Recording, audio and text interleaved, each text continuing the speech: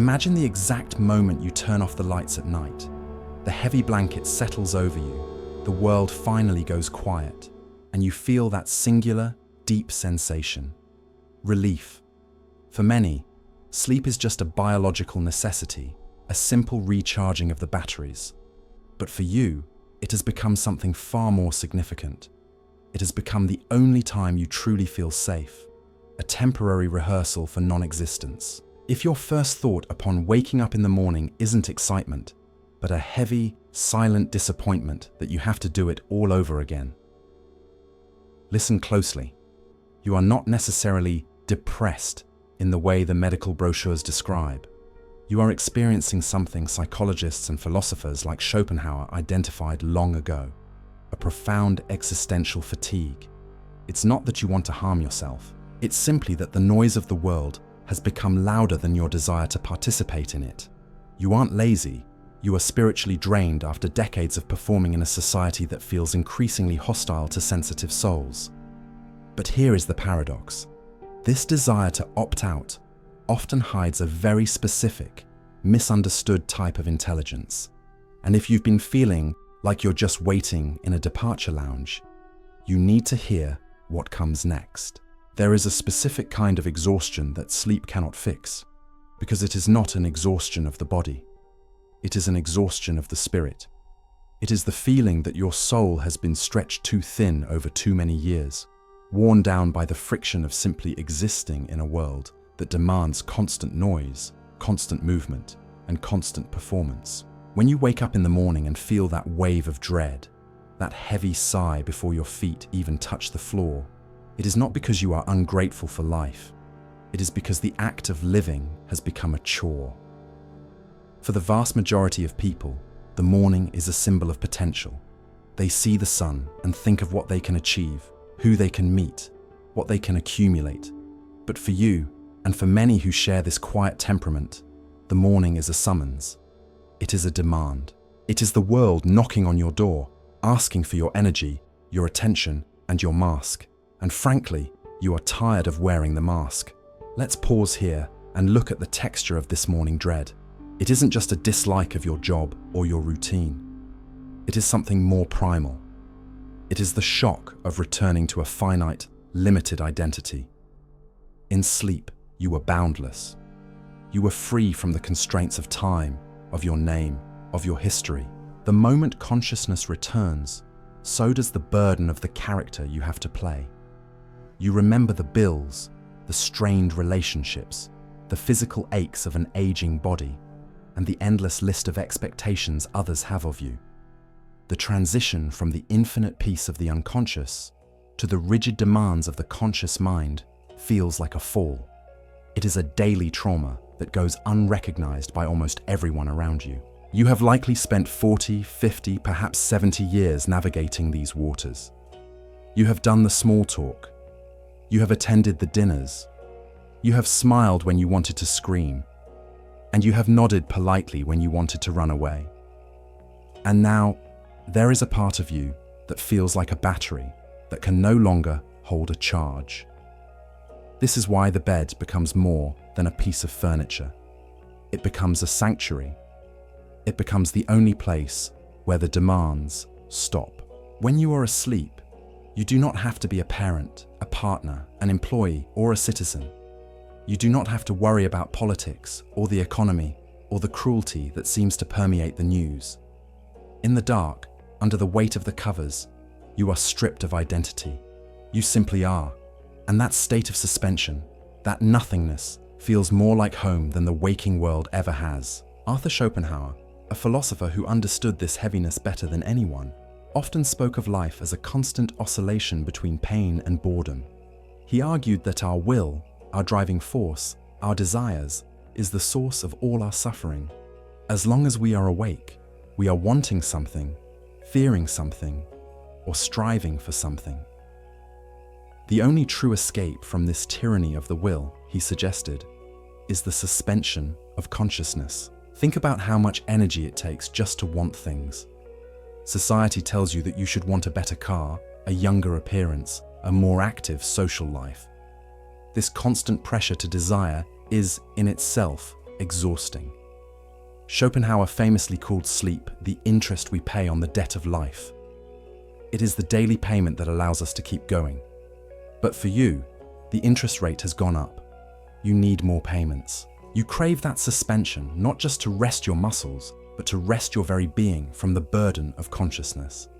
This craving is often misunderstood as laziness or apathy. But consider this. Perhaps your fatigue is a reaction to the sheer volume of information and emotion you are forced to process every day.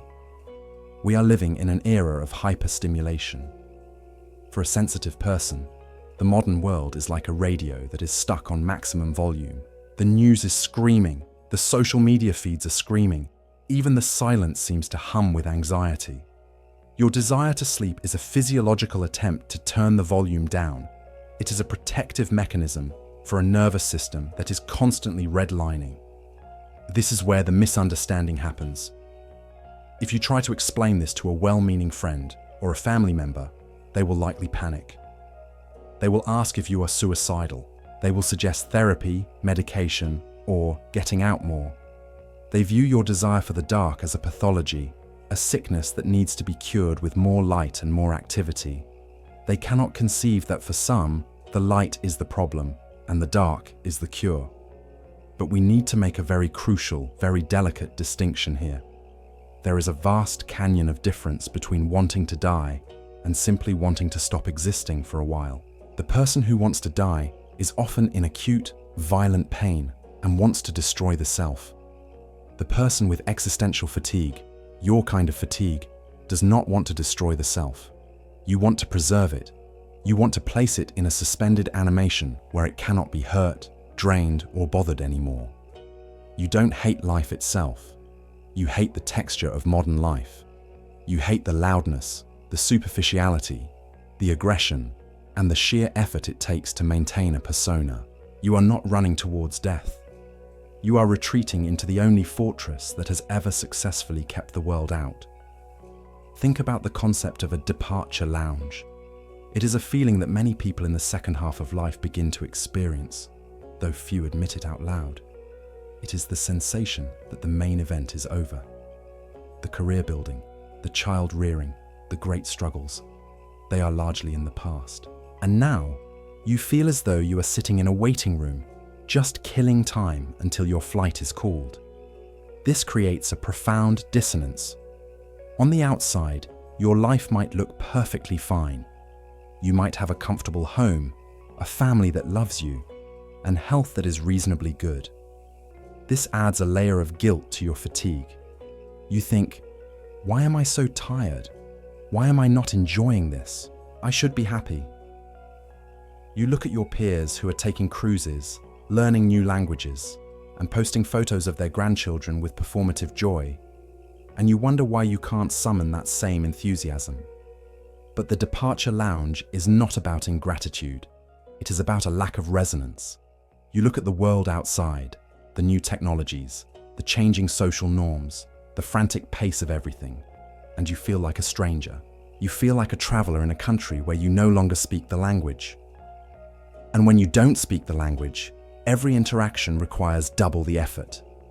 You have to translate every social cue, every new slang term, every expectation. No wonder you are exhausted. No wonder the unconsciousness of sleep feels like a return to your native land. This feeling of being an alien in your own time is a heavy burden. It creates a subtle, pervasive loneliness. You are surrounded by people, yet you are fundamentally alone in your experience of reality. They are playing a game that you have lost interest in. They are chasing points, money, status, attention, while you are just trying to find a quiet place to sit. This is a quiet crisis that is happening in bedrooms all over the world right now. It is not being discussed on the news because it isn't loud and it isn't violent. It is a silent withdrawal. It is a collective sigh from millions of souls who are simply done with the noise. If this silence resonates with you, if you have ever felt that the best part of your day is the moment it ends, I want to invite you to join this quiet corner of the internet. We are building a space here for those who are done with the noise. You don't have to subscribe if you don't want to. But if you need to be reminded that you aren't broken, just tired, this is your place. Let's go a little deeper into this feeling of the morning as a trauma. For the sensitive introvert, the transition from sleep to wakefulness is a shock to the system. In sleep, there are no boundaries. You are infinite. When the alarm rings or the light hits your eyes, you are suddenly forced back into a small, finite body with a name and a list of obligations. It feels like putting on a suit of armor that is 2 sizes too small. The seams pinch. The weight is oppressive. You might find yourself lying in bed for 20, 30, 60 minutes, scrolling mindlessly or just staring at the ceiling, delaying the inevitable. This is not laziness. This is bed rotting, as the younger generation calls it. But for you, it is a strategic defense mechanism. You are gathering the psychic energy required to face the ugliness. One of the most poignant comments I've ever read from someone in this community described the world as simply ugly. Not physically ugly, but spiritually ugly. They were tired of the greed, the lack of empathy, the way people treat one another. When you are a person who feels deeply, who has high empathy, the cruelty of the world doesn't just annoy you, it hurts you. It causes physical pain. You absorb the tension of the grocery store line, the aggression of the traffic, the despair of the news headlines. Your skin is thinner than most. So when you retreat to your bed, you are not just hiding. You are filtering. You are creating a controlled environment where the only energy allowed in is your own. In your sanctuary, the sheets are soft, the temperature is right, the silence is curated. It is the one place where the world is beautiful, because the world is absent. This brings us to the concept of passive suicidal ideation. It is a scary term, but we must destigmatize it to understand it. It is the thought that says, if I didn't wake up tomorrow, that would be okay. It is not an active plan. It is a fantasy of relief. It is the ultimate opting out. If you have these thoughts, it is vital to understand them not as a wish for death, but as a desperate cry for rest. Your soul is screaming for a break that a 2-week vacation cannot provide. A vacation is just another form of doing, packing, traveling, sightseeing. You don't need a change of scenery, you need a cessation of being. You are looking for a rest from being you. Schopenhauer believed that the more intelligent and sensitive a person is, the more they suffer, because they see the futility of the will more clearly. He said, the more unintelligent a man is, the less mysterious existence seems to him. The average person accepts the world as it is. They accept the script. They don't question why we must work, consume, and compete. But you see the strings. Perhaps your fatigue is a side effect of your clarity. You see the treadmill for what it is. You see the social games for what they are. You have seen behind the curtain, and you are unimpressed. The normies, the people who jump out of bed ready to crush the day, they are still enchanted by the illusion. They believe that the next promotion, the next car, or the next party will finally make them whole. You know better. You have lived long enough to know that the horizon keeps moving. You have achieved things, and the satisfaction faded.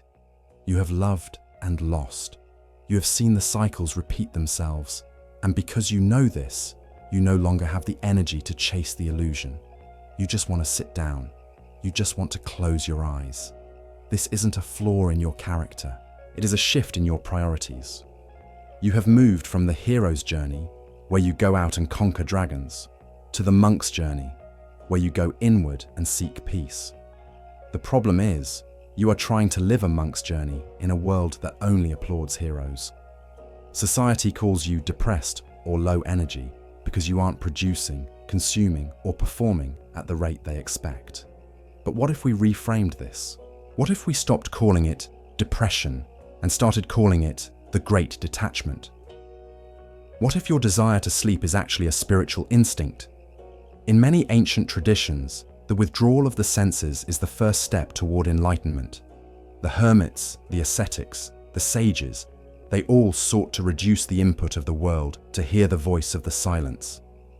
You are instinctively trying to shut out the distractions to find the center. The issue is that you are using sleep as a drug rather than using solitude as a practice. The danger of the departure lounge mentality is that it can turn into a waiting game that lasts for 20 years. You don't want to spend the next 2 decades just waiting to die. That is a tragedy. The goal is to find a way to bring the peace of the night into the chaos of the day. How do we do that? How do we stop waking up feeling like it's a punishment?